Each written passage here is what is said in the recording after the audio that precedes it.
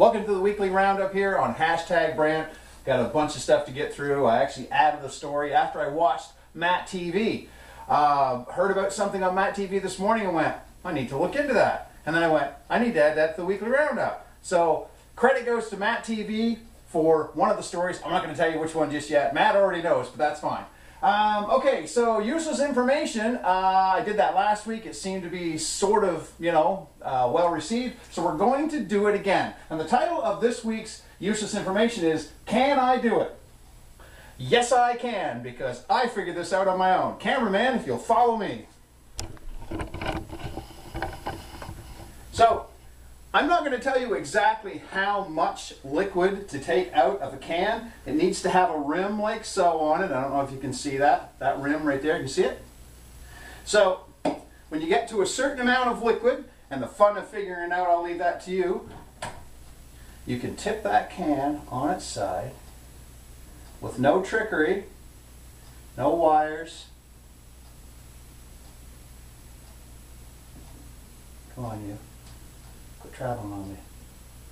There's liquid in there and it shakes. You can tip it on its side and it'll stay there. Indefinitely, I suppose, or until enough of the liquid evaporates that it falls over. So there's a little tip, a little something for you to try next time you're wanting to impress your friends, or you're at the bar, or I don't know, just for the fun of it. Hey, that's the end of a story, so what do I have to do at the end of a story? Does anybody know? Toss that! Hopefully into the sink. Sometimes I miss. If you watched our bloopers, you'll see how many times I screw that up. Alrighty, so subtitles. This is not a story that I saw on the internet or anything like that. It's just something that really pisses me off. Listen up. Subtitles, okay? When you're watching a television show and there are subtitles, here's the pop quiz. Where are they? Where are subtitles everywhere for every show or movie you've ever watched? They're at the bottom of the screen. They're down here. That's where the subtitles are. And all of these stations that are airing shows that have subtitles put ads over top of the subtitles. So you're watching somebody talk in some other language that you don't speak, which is why they put the subtitles there, because we don't speak that language. And then CTV or whoever else, there's a bunch of other channels that do it. They put ads on for other shows. Tuesday night, don't forget, blah, blah, blah is on. Don't forget Thursday, blah, blah, blah. When you're watching the show and somebody's going, and they're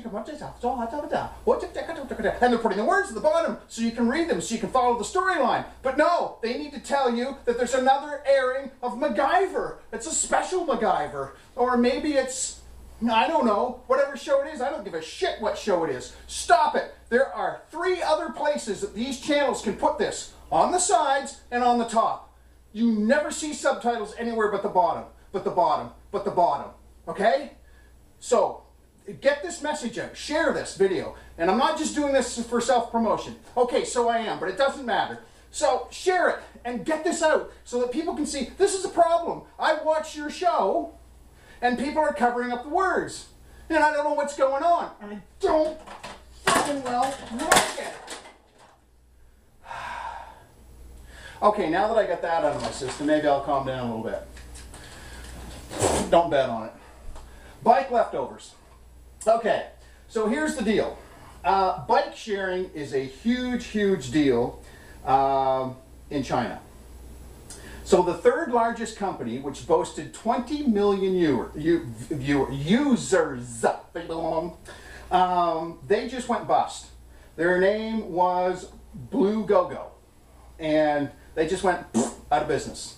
Boom. They raised like, I don't know, $90 million or something like that. It was a huge amount of money they raised to get this started. And the bike sharing whole idea is you pull up to this bike and you rent it and you pennies for like an hour, and you pay for it with your smartphone. It's all integrated, and you get on the bike, and you go to your destination, and you leave that. Somebody else comes along, they get on the bike, and the whole idea is this bike is supposed to be making money all day long because people rent it for pennies an hour. But a lot of people, there's a lot of competition, and that's why Bluegogo went out of business. Competition is what they said would read. Here's the problem. Now I don't know how well you can see this, but you can look up Bluegogo, or you can look up, what do they call it? Bicycle sharing. Okay, so I'll get over here. Can you see that? That is thousands and thousands. I don't know how many. I don't know how well you can see it, but look it up. What has happened is when these companies go bust, they just leave the bicycles on the street. And the local municipalities have to, they have to pay to go collect these bikes, and they're just putting them in a huge heap. Bicycles, bicycles, bicycles, bicycles, all over. And to give you an idea just how big of a business this is, the world's largest is called OFO, or I'm not sure how they pronounce that. It's the world's first and largest station-free bike sharing platform and mobile app. It provides sustainable and affordable transportation for all. And they, as of 2017, the company is valued at $3 billion and has over 62.7 million monthly active users. So that's why they got into a battle with these other companies, was everybody wanted to keep the customers. So here we have thousands and thousands of bikes, because there are other companies that have gone. Just the latest one was Bluegogo. And what are they going to do with all these bicycles? What do you do with that? They're just tits up. See you later. I am hoping to see more from this story where they either donate the bikes, or they recycle the metal, or they sell them to areas that are that need transportation, that they can turn this into something good, because that's really what they need to do. So, all right, this is the story I added after I heard it on Matt TV. So there was a photographer from Newfoundland. His name is Robert Thornhill. Now, here's the deal.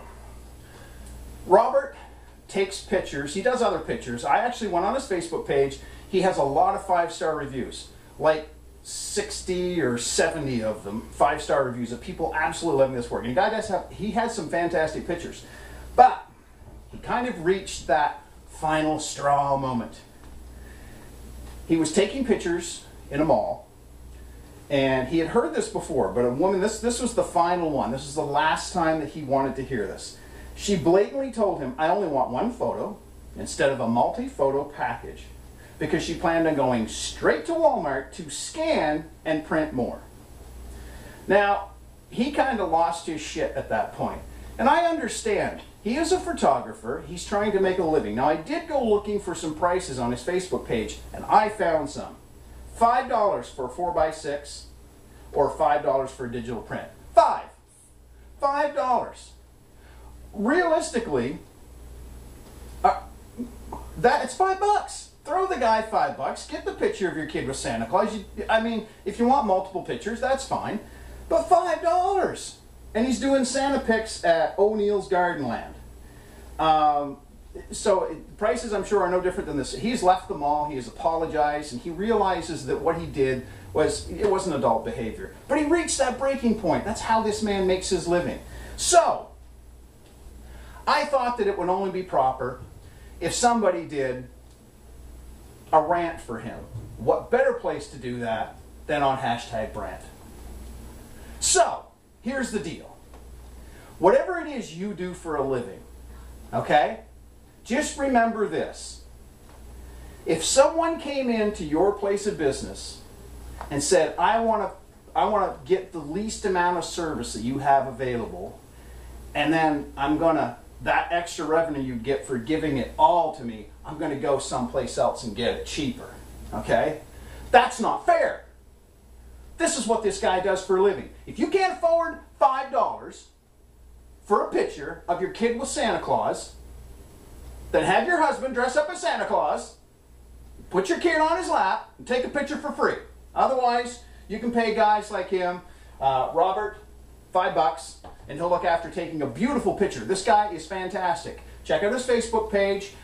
Like I said, he has admitted his wrongdoing, but he's also a fantastic photographer trying to make a living. And $5 isn't the end of the world. Did I mention the $5 a minute enough times? Because it's $5! Get over yourself.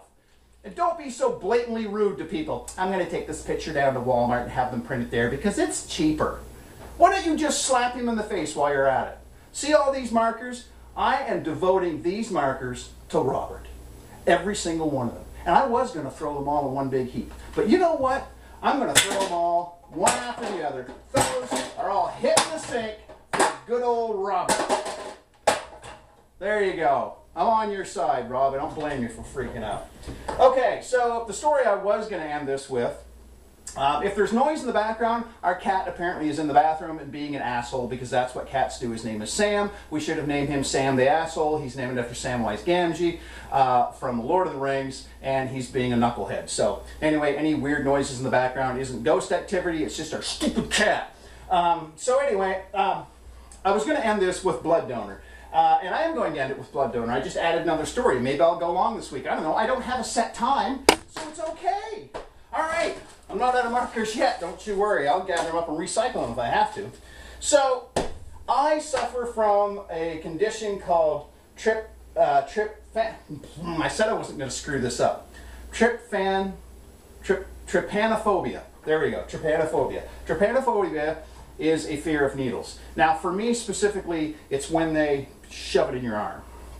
My cameraman's flinching because he doesn't like it. This is my son, Michael, and he has the same condition. I'm sorry. Yeah, he's flipping me the bird because he doesn't like hearing that. My wife's in the background going, we all suffer from it here with the exception of my son, James. So, it's really difficult for me to go and do this, but I did it. I did it basically because I have high iron and I need to get blood out, okay? So part of it is because I have to do it for me, but I don't want to go to the hospital and have that blood go to no use because they just throw it away at the hospital. And I'm not complaining about the hospital. They're not in an environment where they can keep that blood and give it to someone else, so they have to throw it away. That's the way it works for them. No blame on them.